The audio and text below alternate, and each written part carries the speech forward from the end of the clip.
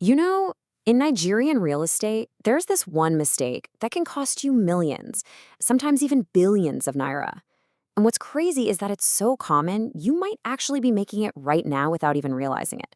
So today, we're going to break it all down to make sure you're not one of them. All right, let's just jump right in with a question. Picture this. You just bought a piece of land, and you're holding a document. Maybe it's a sales agreement, maybe a survey plan. You feel pretty good about it, right? Secure. But here's the real question. Does that piece of paper in your hand actually prove you own that land? The answer? Well, it might just surprise you. And that brings us to what we call the billion naira mistake. And believe me, we call it that for a reason. The potential loss is massive.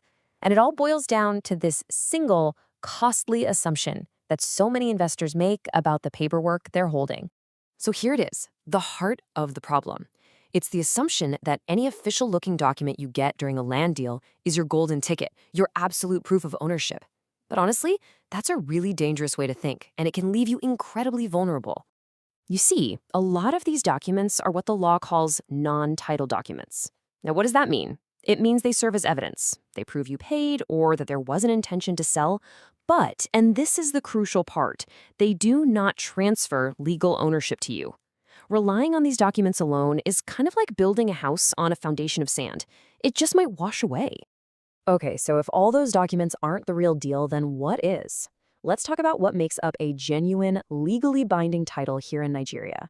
What's the foundation we should be building on? It really all comes down to one core principle, and it's from the Land Use Act. Ultimately, all the land within a state is vested in the governor. So what that means for you is, for your ownership to be legitimate, for it to be secure, it has to be recognized and registered by the state government. There are absolutely no shortcuts around this. So really, you can think of it like there are two different worlds of property documents. Over on one side, you've got the heavyweights, the real title documents that actually give you legal ownership.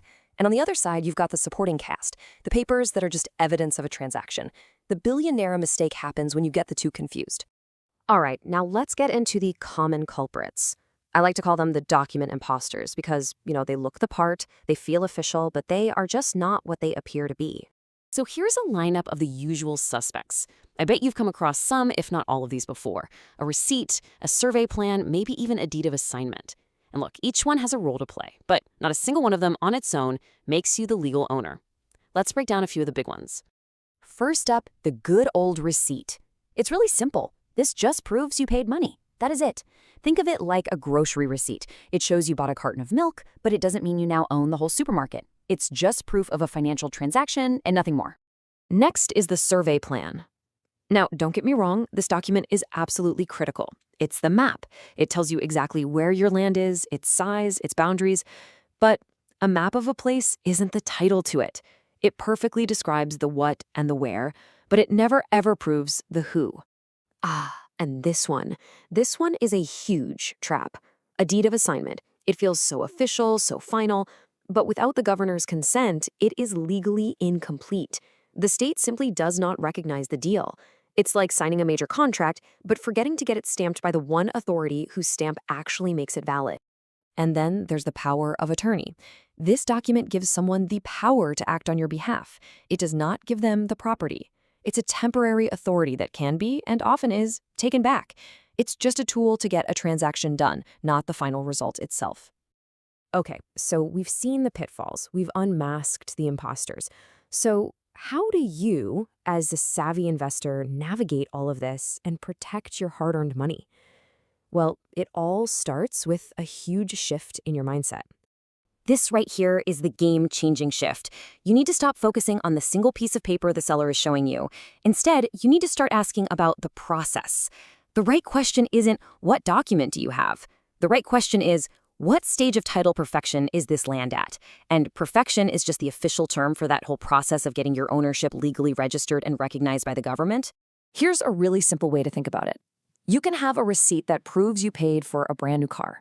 But until you have that official government-issued title document with your name on it, you don't legally own that car. Land is exactly the same. So here it is, your 4-step playbook. Step 1, know exactly what document you're being given and what it's actually worth legally. Step 2, do your homework. Verify everything. Check the history. Step 3, please get a lawyer who specializes in this stuff. And step 4, make it your #1 goal to upgrade all those supporting papers into a rock-solid, registerable title, like a certificate of occupancy.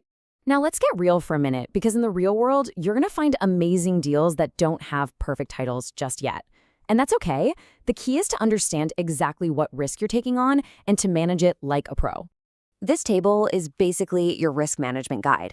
Look, paying 100% upfront for a property with an incomplete title, that's a massive high-risk gamble. The smart moves, the low-risk plays, are things like phased payments, where you link your payments to actual progress or using an escrow account. You could even make the whole deal conditional on the seller delivering that perfected title. At the end of the day, you have to protect your capital.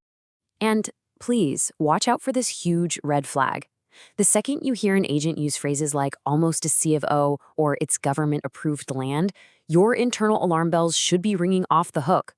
Almost a C of O is not a C of O, and government-approved is just a marketing phrase. It has no legal weight. These terms are designed to make you feel safe without actually giving you any legal protection. And that leaves us with this one last question for you to think about. I want you to take a hard look at your own investments. Is your portfolio built on the solid rock of a state-recognized, registered title? Or is it just resting on a stack of paper that only tells you half the story?